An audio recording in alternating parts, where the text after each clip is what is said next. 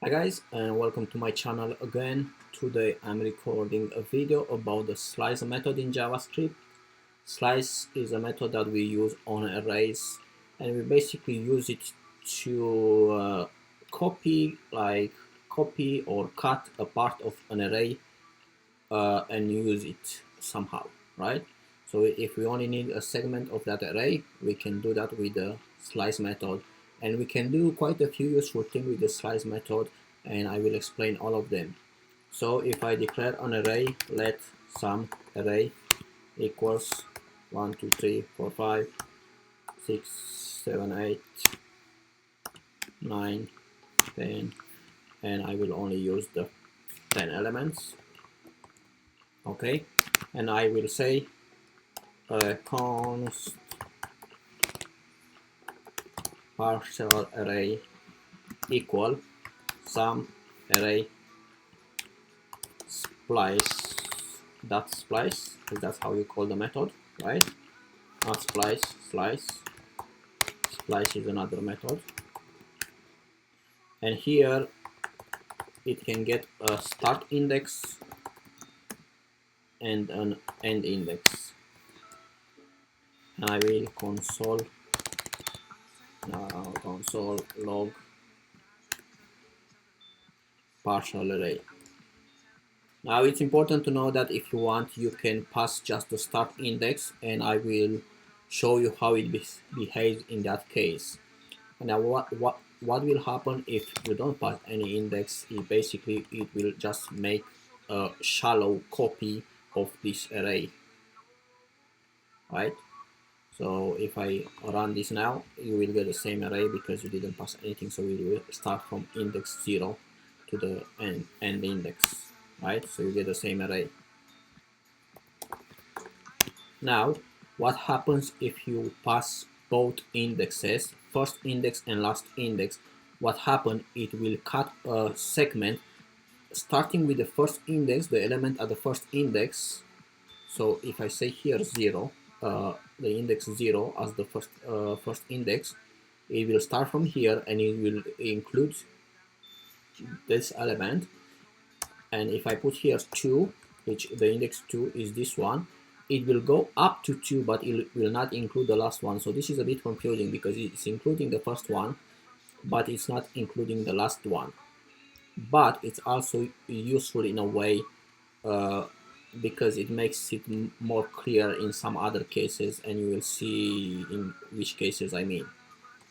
So if I do this now, basically what's going to happen is it's going to start from here. It will include this one, and it will go up to 2, but it will not get to 2. So now we will get a copy of 1 and 2, right? So if I do this, you can see we get 1 and 2.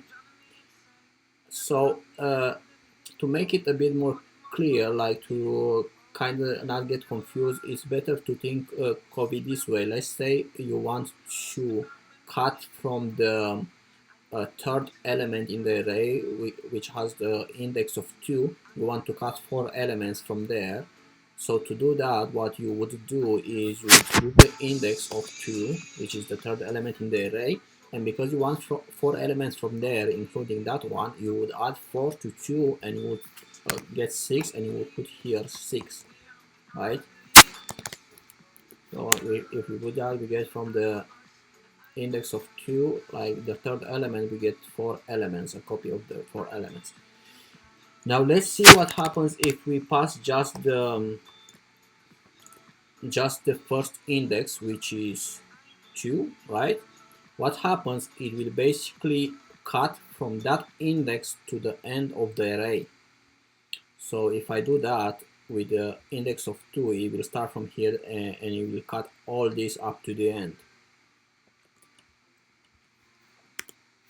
So if I do this, we get 3 4 5 6 7 8 9 10. Okay, and this is something interesting to observe, that when you say slice 2, it basically cuts the first 2 elements of the array. So this is good to know. If you want to cut the first n elements of of an array that you have, you can just say something like sum array equals sum array slice n, and n could be any number, and you would cut the first n elements from that array, right? So if I say here slice 5, I am for sure that I will get this string as a result, or this array as a result, 6, 7, 8, 9, 10, because I'm cutting the first 5 elements, right?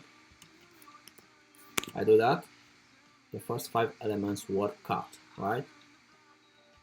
Now, let's see what happens if here we pass a negative index. If we pass a negative index, basically it will start from this index and it will go up to minus whatever n we pass here with a minus, it will go up to there. So if I pass here minus 3, it will go from the index of 5 up to here.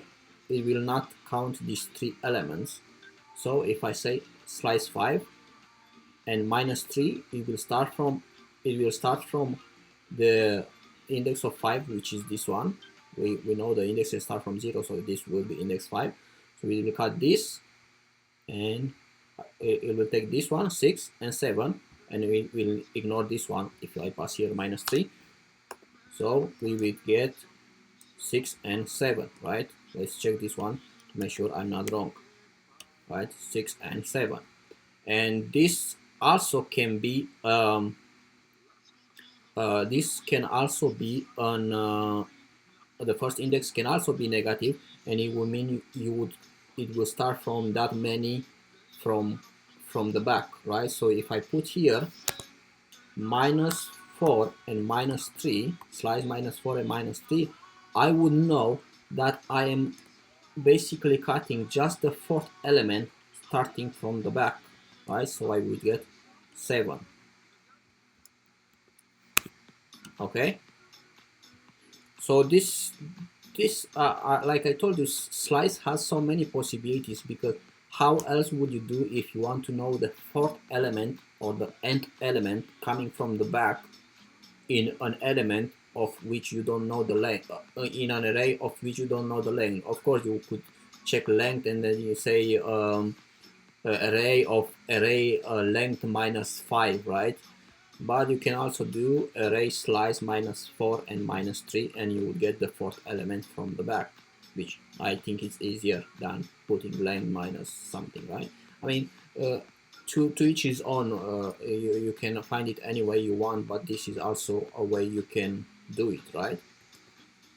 Now, you remember at the start I showed you how you can cut the first 5 elements or the first n elements from an array by saying sum array slice 5, right?